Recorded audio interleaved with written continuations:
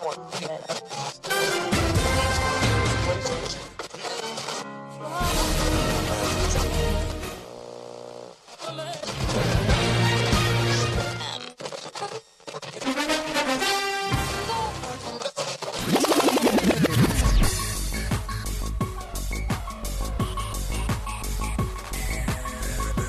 on to your headphones and pour your favorite beverage. It's time for the Kickin' or Stickin' Fantasy Football Podcast. Now, fresh off the sidelines, your host, Matt McPeak.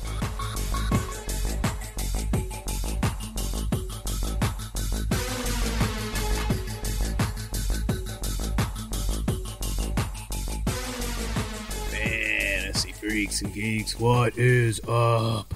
Welcome to the Week 6 edition of the Kickin' or Stickin' Fantasy Football Podcast. I'm the host, Matt McPeak. Thanks for joining me tonight. We are going to talk about all these matchups here for Week 6. We got 4 teams on bye, the Seahawks, Chargers, Saints, and Raiders. That's a lot of big names in the fantasy world on bye. That's 2 or 3 quarterbacks, 2 or 3 tight ends, 4 or 5 running backs, 4 must-start wide receivers. So a lot of guys on bye this week. A lot of big matchups, so let's dive into them and see who we want to start and who we don't. The first game is the Broncos at the Patriots. It was supposed to be last week, got rescheduled for this week, and it's actually one of my podcast picks, so stick around for that one. The next game, the Texans and the Titans. Texans finally got off the schneid last week, got their first win against the Jags. Watson had a big day, over 350 yards passing with 3 touchdowns. He did throw 2 interceptions, though. Brandon Cooks had his first really big game as a Texan, 12 targets, 8 catches, 160 yards, and a TD. He was the most targeted player on the team. The touches were they were the most concentrated last week as far as the guys that they went to than we had seen all year. They'd been distributing the ball pretty well throughout the year, but last week that was not the case. Brandon Cooks, Will Fuller, and Randall Cobb saw 74% of the targets. Kenny Stills only had 1. David Johnson had 19 touches to Duke Johnson's 5. I don't know if that's what we should expect with Tom Kelly calling plays without Bill O'Brien. Maybe he likes David Johnson a whole lot better than Duke. I don't think we're going to see Cooks get 12 targets and Kenny Stills only get 1 every game, but I think this will be one of the more frustrating wide receiver cores all year, but it seems like Fuller and Cooks are the 2 that we want. But let's face it, neither of these guys are going to stay healthy all year long, so might as well play them both while they're healthy. Both of these run defenses are not very good at all. Texans rank 5th and the Titans rank 8th in fantasy points allowed to running backs. David Johnson had his second 100 total yard game this year, last week, but he still hasn't seen 20 touches in a game. He's only got 3 or 4 targets in each game. This is a good matchup, so he deserves the start, but I don't know if it feels I don't know if I would feel good about it. It seems to me like he's going to eventually give way to Duke. I don't know how this dude's going to last. I got a whole lot of dudes who are seem very injury-prone over on the Texans.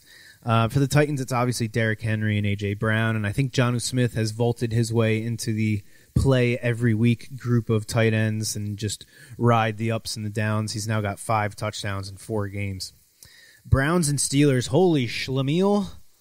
The rookie from Notre Dame, Chase Claypool, had a 4-touchdown game, 7 catches on 11 targets for 110 yards, also had 3 rushing attempts.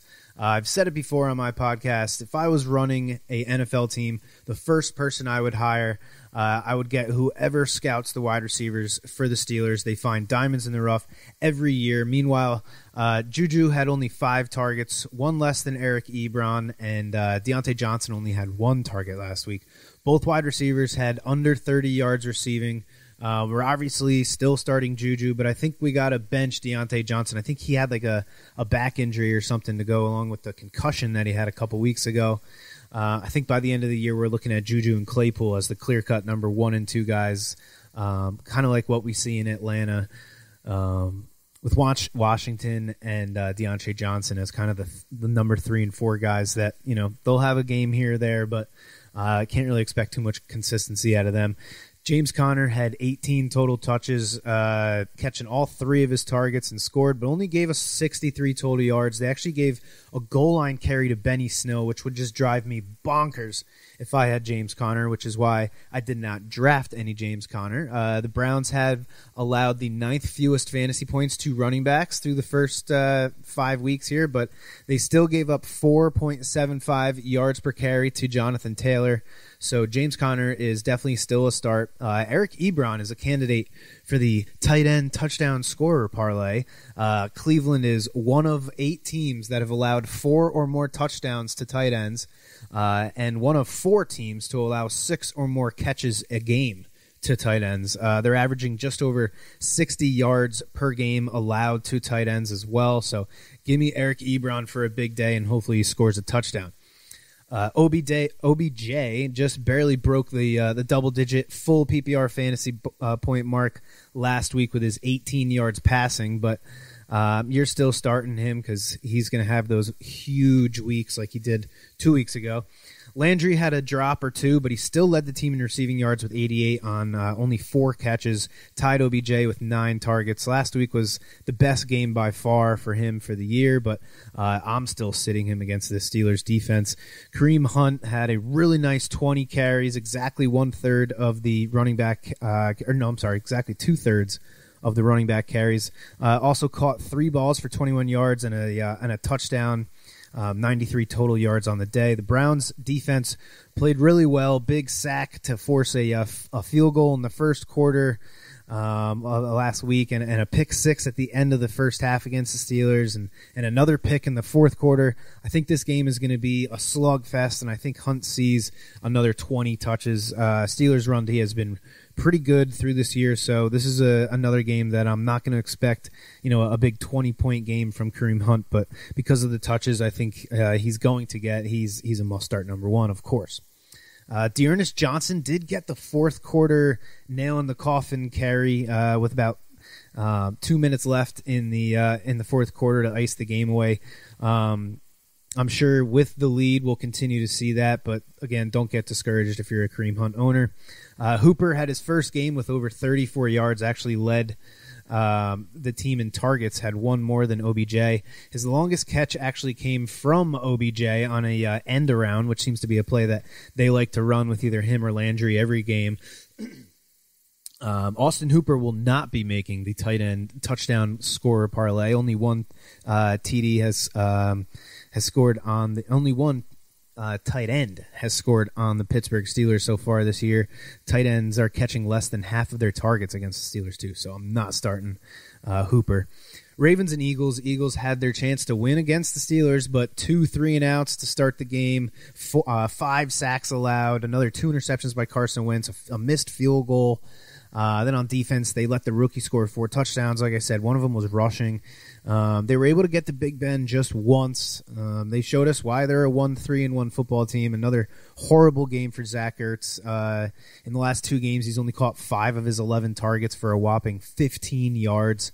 Miles Sanders had a 2-touchdown game, 1 yard shy of 100 total yards. I think he's really the only quote-unquote safe play from the Eagles, but we may have a wide receiver emerging in Philly. Last week, Travis Fulgham had 10 catches on 13 targets for 152 yards and a touchdown. Back-to-back weeks with a touchdown. Greg Ward also scored in Week 5, but besides his 17 fantasy-point game in Week 3, Ward has done very little. So I think if there's a Philly wide receiver that we want to own right now, I think it's this kid, Travis Fulgham. The Eagles have allowed they did allow the Steelers tight ends to catch 6 of their 7 targets. So if the Ravens come in here the way they always do against every other team, Lamar Jackson and Mark Andrews should have a big day. I used to think really Andrews was the only non-running back that we could start from the Ravens, but Marquise Brown has been more consistent than I thought he'd be. 6 targets in weeks 1 through 3, but then 18 targets in the last 2 games combined. He got his first touchdown last week, led the team in targets with 10. Andrews had 9, and nobody else had more than 3. So it's pretty much just these 2 guys. I think with the 4 teams on bye, Brown should easily be started, and he should probably be a starter every week going forward as a boomer bust number 2 wide receiver that's looking like he might have a safer floor than a lot of people expected him to coming into the year. The Washington football team at the Giants, Kyle Allen got to start last week, scored a rushing touchdown on a tough run, but he got hurt in the second quarter, and with Dwayne Haskins out with a sick day, in comes the Terminator, Alex Smith. Amazing that this dude was able to come back. If you haven't seen that E60 on his recovery, pause this podcast and go watch it. It's absolutely amazing. The fact that this dude is even able to walk, let alone play football again, is it's crazy. But I think the only 2 players you can start for the Washington football team is the rookie running back Antonio Gibson and Terry McLaurin. I think that's pretty much it, man. I wish we could play Evan Ingram because this Washington defense is not very good against tight ends, but neither was Dallas, and yet Ingram had 1 catch on 2 targets for 16 yards last week. If you're an Ingram owner still and you somehow have a roster spot to play with, I would hold on to him for 1 more week and see if the Giants can start getting him involved, because 4 of his next 5 games are against Washington and Philly, 2 teams that have allowed 5 touchdowns to tight ends so far this year. Only New Orleans and Atlanta have allowed more. So if Ingram can't do anything in week 6, then I think it's okay to finally rid yourself of Evan Ingram. I think Darius Slayton has already become the number 1 for the Giants. He led the team in targets. He's leading the team in targets, receptions, receiving yards, yards per reception, and he's the only Giant to catch a touchdown this year. There are better options for Golden Tate and Sterling Shepard. I would not start them. Washington is in the bottom third as far as rushing yards allowed. Devontae Freeman had 15 touches in week 4 and then 19 touches last week. I think this game stays close, so maybe we see Freeman get a solid 20 touches or so, which would make him a flex at least. Falcons at Vikings. The Falcons finally fired Dan Quinn. We saw the Texans have a big offensive game last week after Bill O'Brien got fired. Maybe the Falcons offensive coordinator, Dirk Cutter, pulls out all the stops, and maybe we see this Falcon offense blow up. They lost to my road dog of the week last week, the Carolina Panthers. I'm now 5-0 on the road dogs of the week. So stay tuned for the podcast picks. Calvin Ridley had a pretty crappy first half, but then he made up for it with 136 yards on 8 catches. He had that massive dud in week 4, but this is why you just leave him in your lineup. Julio didn't play, and we saw Todd Gurley have his best game as a Falcon, 150 total yards with 4 catches. He only had 4 catches in the first 4 games combined, so that was really what I've been waiting for as far as Gurley goes. I think Gurley has earned that starting RB2 spot for in your fantasy rosters pretty much for the rest of the season. Hayden Hurst has been a real pain in the ass for us fantasy owners that decided to draft him. He got a lot of hype this offseason after the trade from Baltimore, and he's been one of, if not the most inconsistent top 15 tight end. Here's his point totals through the first 5 games: 5.5, 16, 6.5, 7, and then 1.8 half point PPR fantasy points in those first 5 games. That's as annoying as it gets. The one thing you want in fantasy, especially at tight end, is consistency. I drafted him and Mike Gesicki in like 4 leagues, and I think I've played the wrong guy every single week. I think he's got a pretty good chance to have a good game here, though. On the whole, Minnesota is a middle-of-the-pack defense as far as fantasy points allowed to tight ends. Only 1 touchdown allowed to tight ends so far. However, the Vikings are one of 9 teams to have given up 300-plus yards to tight ends so far, and of those 9 teams, the Vikings have allowed the fewest receptions. So they're giving up over 15 yards per reception to tight ends right now. Pretty sure that's got to be top 2 or 3. Hurst has an ADOT, average depth of target, of 9 yards right now. So he's not just getting thrown the ball on the goal on the close to the line of scrimmage. He's getting somewhat downfield when he's targeted. So he might make the TD touchdown scorer parlay, tight end touchdown scorer parlay for me this week. Next is the Lions and the Jaguars. The Lions took it to the Saints in New Orleans in week 4. before their bye. Kenny Golladay has a touchdown in both games that he's played in this year, and he led the team in targets both of those games. Something tells me this game is going to be high scoring, but I can't think of anyone to start besides Golladay and TJ Hawkinson, who has a great matchup in this game, and maybe DeAndre Swift, because I'm guessing that in a fast-paced, high-scoring game, we're going to see more DeAndre Swift targets than we see. He'll get thrown the ball more than he usually does, hopefully. He scored his first receiving touchdown last week. Hopefully we see the Lions start using him a little bit more and start taking away a few more carries from Adrian Peterson. Gardner Minshew continues to throw the ball a lot. I think he's in the top 5 of pass attempts right now. Rookie Laviska Shenault saw the most targets on the team, and he led the team in catches and receiving yards with DJ Shark getting hurt again last week. Shenault had the lowest ADOT of all of the Jaguar receivers, but he also had the highest yak per reception. So he's catching the ball on average closest to the line of scrimmage, yet he's having the most catches, the most yards after the catch. He looks like he's going to be pretty cool. Keelan Cole had an ADOT of 18.2, so if DJ Shark is out again for this game, I think Cole is a decent dart throw. If the game does end up becoming high scoring, maybe Cole can get another TD like he did last week. Tyler Eifert tied for the second most targets on the team last week, and he actually has the 6th most red zone targets among tight ends so far this year. I'd like to take a shot with him on the tight end TD scorer parlay, but the Lions have allowed the fewest receptions and receiving yards to tight ends in 2020, so I don't think Eifert is going to make my card. The Lions have not been good against the running back position. They've allowed the most fantasy points to running backs so far, so James Robinson is coming off a very disappointing game versus the Texans where he only had 5 fantasy points, but he was one of my TD scorers for Week 5, and I missed on him, but I really like him to rebound in this game.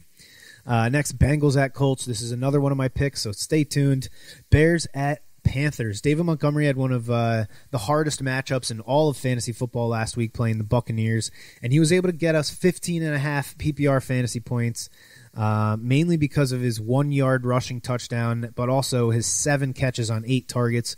I'm not the biggest David Montgomery fan, but if he's going to see 6 to 8 targets a game while still getting around 15 carries a game, he's a flex play at least every week, no matter what format, really. I don't think you can comfortably start any other Bears besides Allen Robinson. Maybe Jimmy Graham. He's got 4 touchdowns in 5 games this week and has the most red zone targets among tight ends, which is kind of crazy, but it's true. Look it up. The Panthers have allowed the 5th fewest fantasy points to tight ends. However, it's pretty much all just been Darren Waller and Hunter Henry. They haven't really faced all that many tight ends, so I might gamble and add Graham to that tight end score parlay. Maybe not. The Jets at the Dolphins. Jamison Crowder remains to be the only playable New York Jet, especially now that Le'Veon Bell is gone. Crowder will probably see even more targets. For the Dolphins, it's Myles Gaskin, Devontae Parker, and I suppose Mike Gesicki, although it was the other tight end that scored last week for the Dolphins. Gesicki still had a red zone target later in the game, but he just wasn't able to haul it in. The Jets have been average against tight ends, so I don't know what to expect from Mike Gesicki. Packers at Buccaneers. This should be an awesome game. Battle of 2 surefire Hall of Fame quarterbacks. Both look like they're getting their big weapons back. Devontae Adams and Chris Godwin both dealing with hamstring injuries over the past couple weeks. Looking to be on track to play here in Week 6. If they are active, you're playing both of them. 2 weeks ago, we saw Robert Tonyan score 3 touchdowns. The Buccaneers, on average, they're average against tight ends. So we'll see. With Alan Lazard out for another month or so, I think Tonyan is now their 3rd best option in the passing game for Rodgers, maybe even the 2nd. This game is going to be very telling for the Buccaneers' run defense. Green Bay is 5th in the league with 150 rushing yards per game. Tampa Bay is number 1 in rushing yards allowed with only 58.5 rushing yards allowed per game. Strength versus strength, going to be fun watching that matchup. I think you still start Aaron Jones, though, no matter what, because of his 5.8 targets a game so far, and he's he's playing with Aaron Rodgers, so that's always a good thing. The matchup for the Bucs running backs couldn't be any better. The Packers are allowing the second most fantasy points to running backs this year. Hopefully for us Ronald Jones owners, Leonard Fournette stays on the sidelines again in this game. Fournette has been questionable all week. Jones has over 100 rushing yards in back-to-back games now, so hopefully he's done enough to get the lion's share of the RB touches. Hopefully he's earned the trust of of Brady and Arians down there. The tight end situation for the Bucs is also pretty interesting with O.J. Howard out for the year. It's now on Gronk and Cam Brate. Brate went from only 2 targets in the first 4 weeks combined to 6 targets last week. Apparently Brady has been calling for him to see more playing time. Brate has been a red zone monster his whole career, really, and I think he will eventually take over as the lead tight end for the Bucs. However, I'm not crazy about him in this game because the Packers are one of only 4 teams that have yet to allow a tight end to score. With Chris Godwin most likely going to suit up, we can sit Scotty Miller or even just cut his ass. Both games I've started him, he's got me absolutely nothing, including last week when he literally did not see a single target. So, goodbye Scotty Miller. He's right there with Evan Ingram as far as those dudes were. Just take a deep breath and exhale and say goodbye. Rams at 49ers. Darrell Henderson got 15 of the 32 running back carries. Brown and Akers had 8 and 9, respectively. Henderson also got 4 of the 6 running back targets. He also scored on a really nice Texas route from the 12-yard line, so you got to love him getting targets in the red zone. Henderson got 10 of the first 11 RB touches. Akers didn't see his first touch until 9 minutes into the second quarter.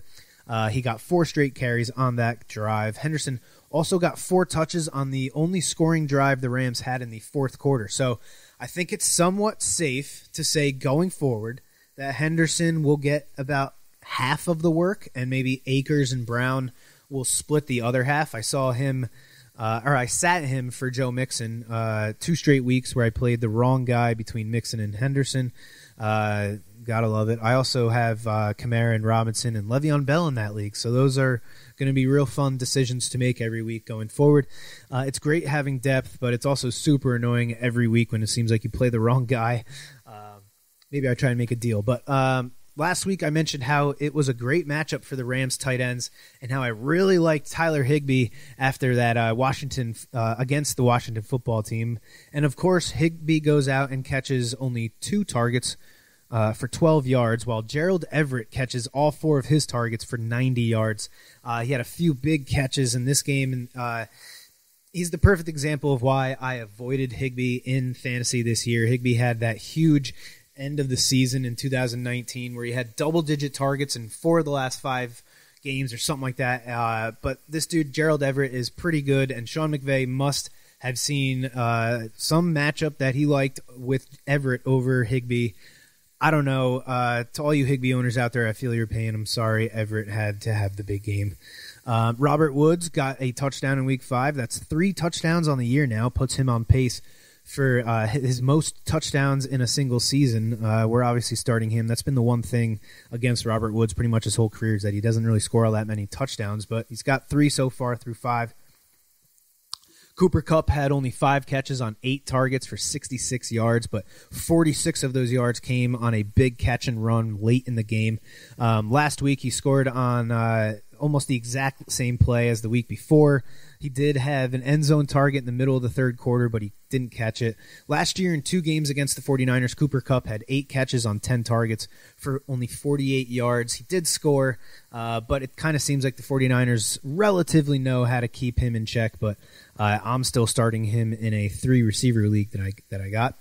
The 49ers got absolutely gashed by the deep ball last week by Mike Gesicki, Preston Williams, and Devontae Parker. Garoppolo with 2 interceptions at the end of the first half. That led to 2 Miami field goals. He was benched for C.J. Beathard. With how much they're paying Garoppolo, I don't know how they could start Beathard over Garoppolo in this game. Raheem Mostert with 120 total yards in his first game back. Rams versus pass-catching running backs hasn't been all that great so far. Deebo Samuels and Brandon Ayuk combined for only 5 catches on 14 targets. It sucks because they're both really exciting players, but I don't think we can start either of them. The Rams have allowed the fewest fantasy points to wide receivers, second fewest receiving yards, and one of only two teams that have only let one wide receiver score a touchdown so far, and that was Diggs in I think it was week 2, and he caught it against Jalen Ramsey. So you figure Ramsey's not going to give up too many touchdowns. So this Rams pass defense seems like it's pretty legit. 2 games to go here. Chiefs at Bills. This should be an awesome game. I'm not going to waste any time with this one. Clyde, Tyreek Hill, Travis Kelce, Stephon Diggs, Devin Singletary, maybe John Brown if he's healthy. They're all plays. Now, apparently, Le'Veon Bell has joined the Chiefs, so he's going to be a play. I would sit Zach Moss if he does play. He missed the last 3 games, and he is just a rookie. Cole Beasley had a pretty great second half last week, 6 catches for 53 yards, but the Chiefs have allowed the 3rd fewest receptions to wide receivers, so I'm sitting him this week. And here's the last game, Monday Night Football, Cardinals at Cowboys. The Dak Prescott injury really sucks for the rest of the Cowboys offense. For everybody except Ezekiel Elliott, I think the change in quarterback means more rushing, more of an even distribution of targets. The numbers are not going to be the same because Dak was averaging over 400 passing yards a game before he got injured. Andy Dalton is not going to do that. But I do think that Dalton can put up the same numbers that we saw him put up in Cincinnati, which were, pretty league average, if not slightly over league average. This is by far the best group of wide receivers that he's ever played with. You're still starting all 3 Cowboy wide receivers, even if their ceiling is now slightly lower than it was. Kyler Murray is averaging 8 carries a game with a 7.2 yards per carry. Then he has 5 touchdowns through 5 games, a touchdown in 4 of the 5 games and 2 versus Washington. So he's getting us on average 11.5 points with just his rushing. Matt Ryan threw 4 touchdowns against the Cowboys. Russell Wilson threw 5. I don't think this game is going to be as high scoring as the last 4 Cowboys games, but I do think Kyler Murray continues to be awesome for fantasy. I can't say that the same about Kenyon Drake, although it kills me to say it. I drafted way too much Kenyon Drake. He doesn't look like the same player. He's only got 3.7 yards per carry. That's almost a full yard less than he had last year. Only 6 catches through 5 games. Chase Edmonds has 3 times more catches with 6 times more receiving yards than Kenyon Drake. I'm still starting him in 2 of my leagues, but I don't like it at all. So that sucks. That's going to do it for the weekly the fantasy matchups here. Let's get into the podcast picks. Last week was my first losing week of the year. Missed on the Chiefs at home, laying 12.5 to the Raiders. They lost outright, and Clyde Edwards-Helaire did not score. One of my TD scores for this week, for last week, sorry, missed on the road favorite Colts -1.5 at the Browns. I missed on, what did I miss on? The over. Just not a very good week. I'm now 28-17, still 62%, and I did hit on my 5th straight road dog of the week. So let's try and keep that going here. With my 3 picks against the spread for week 6, we got the Ravens -7.5 at the Eagles. The Eagles looked a lot better last week against the Steelers. The offensive line looked like it's getting better, but it will still not be enough against the Ravens. The Ravens were held to only 20 points a few weeks ago against the Chiefs, and then they were not able to get the shutout against the Bengals last week. So I think the Ravens get some pent-up frustrations out on the Eagles. Mark Andrews has 6 red zone targets through 5 games, and what do you know it? He's got 5 touchdowns already. The Eagles have allowed the 5th most receptions and the 6th most receiving yards to tight ends, and there's only 2 teams that have given up more touchdowns to tight ends this year than the Eagles. As usual, if you're going to parlay this, I would probably buy the Ravens down to 6.5, just so you only really need that 1 touchdown to cover, and you probably won't need all that much chalk to do it. Next is the Chiefs -4 at the Bills, with the Chiefs coming off a massive upset at home against the division rival Las Vegas Raiders. I think Kansas City comes out with bad intentions. We just saw the Bills defense have a rough day against Derrick Henry. So I think Clyde Edwards-Helaire can get back on track after his subpar game last week. That is, unless they give half the work to frickin' Le'Veon Bell. The Bills' defense has been night and day against tight ends when Matt Milano is playing versus when he's not playing. Matt Milano missed 2 games this year, Week 2 and Week 5. In those 2 games, Mike Gesicki has 8 catches for 130 yards and a touchdown, and then in Week 5, Jonnu Smith just scored twice. So if Matt Milano misses again, I think Travis Kelce is going to have a massive week. Give me the Chiefs -4. Then I got the Texans -3.5. The Titans -3.5 at the Texans. I think the Texans got up for their first game without Bill O'Brien last week. Had a big game against the Jags, but I think they come back to earth a little bit in this one. Deshaun Watson has a 10-4 touchdown to interception ratio in 4 games against the Titans. Pretty good, but he had DeAndre Hopkins in all 4 of those games. He does not any longer. I think the Titans do enough to keep all these number 2 Texan wide receivers in check. I think Derrick Henry has a big game. Stay tuned for more about him. And I think the Tennessee Titans win by 4 points. My over for Week 6, Browns at Steelers, over 51. The 5 Brown games this year have finished with an average total score of 61 points. The Steelers' 4 games finished with an average total score of 51 points. I think the best defensive unit in this game by far is the Steelers' run defense. I think the Browns struggle to run the ball, which means a lot of passing. The Steelers' pass D is pretty damn good too, but they did just let Travis Fulgham catch 10 balls for 150-something yards and a touchdown, so I think OBJ and Landry will be able to make some plays. For the Steelers, we just had rookie Chase Claypool have a huge coming-out party. The Browns have allowed the 2nd most receptions and the 3rd most receiving yards and the 3rd most touchdowns to wide receivers this year. I think Juju gets back on track. I think Claypool plays well again. Browns have allowed the 4th most receptions to tight ends as well, so I think Ebron can make a handful of plays. I like Cleveland and Pittsburgh to go over 51. The under for the week is Broncos at Patriots, under 45. The Patriots are coming off of an embarrassing loss to Kansas City and an impromptu bye week. Both Week 1 starters at QB look like they're likely to play in this game, but I still think this is a low-scoring game. A second-year quarterback going to the Patriots after missing a few weeks with an injury, with his best wide receiver out for the year, his best offensive player, Noah Fant, possibly missing this game with an ankle injury, and their leading back, Melvin Gordon, possibly dealing with a 3-game suspension because of a DUI. All those things, plus you're facing Bill Belichick. Not a very good combination. I will also be looking to the Broncos team under for this game. If Font and Gordon are both indeed out for this game, I'm going to hammer that team total under. I think Belichick is going to put Drew Lock through hell this weekend, really. And I don't see how the Broncos scoring much on offense at all.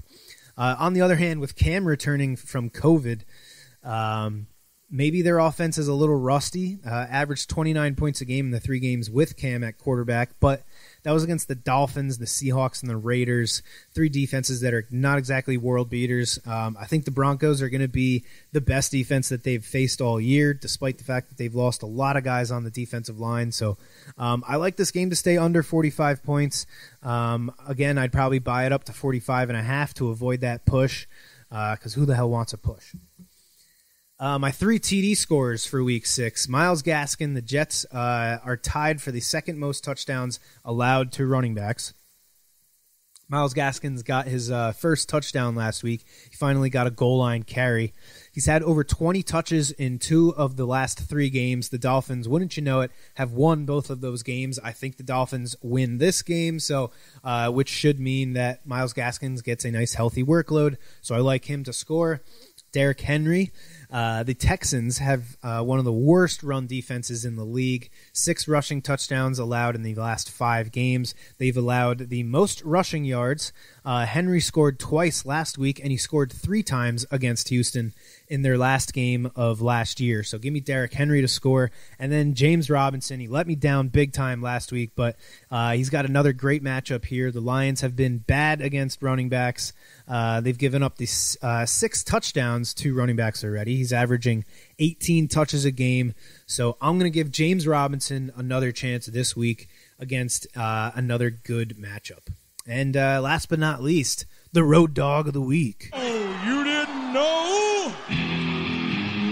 Your ass better call somebody.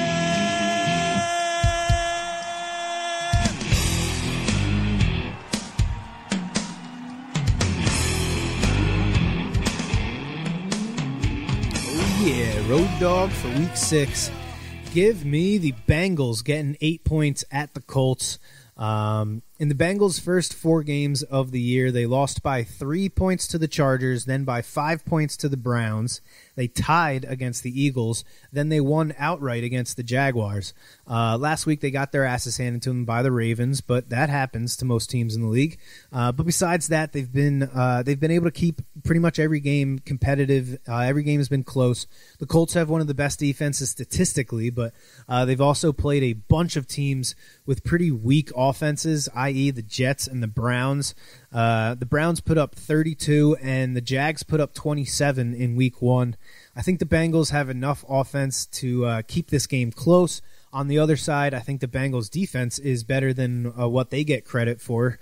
Defensive end Sam Hubbard was put on IR earlier today, which sucks. I have him in my all-IDP league. But I think the Bengals' D can focus on stopping the run and keeping this an ugly game. I like the Bengals to keep it within 1 score. Again, I would buy this up to 8.5. Put the hook on your side. For a measly 5 cents of value, whatever it ends up being, it'll be worth it. So that's going to do it for the Week 6 edition of the Kickin' or Stickin' Fantasy Football Podcast. Thanks for tuning in. Make sure you check us out next week. And as always, may the fantasy gods be cruel to your opponents. You have been listening to the Kickin' or Stickin' Fantasy Football Podcast. For more great episodes and information, follow us on social media and tune in every week. Kickin' or Stickin' is available on Google Podcasts, iTunes, iHeartRadio, Spotify, Alexa, Reach.tv, or your favorite podcast service. Kickin' or Stickin' is a proud member of the HC Universal Network family of podcasts. To find out more about this and other great shows on our network, visit us online at hcuniversalnetwork.com today. Fantasy football is fun, but gambling addiction destroys lives. If you or someone you love suffers from gambling addiction, please do not be afraid to seek help. The National Council on Problem Gambling operates the National Problem Gambling Helpline Network. Contact them today at 1-800-522-4700. Thank you for tuning in to the Kickin' or Stickin' Fantasy Football Podcast. Please remember to play responsibly and always look for your man downfield.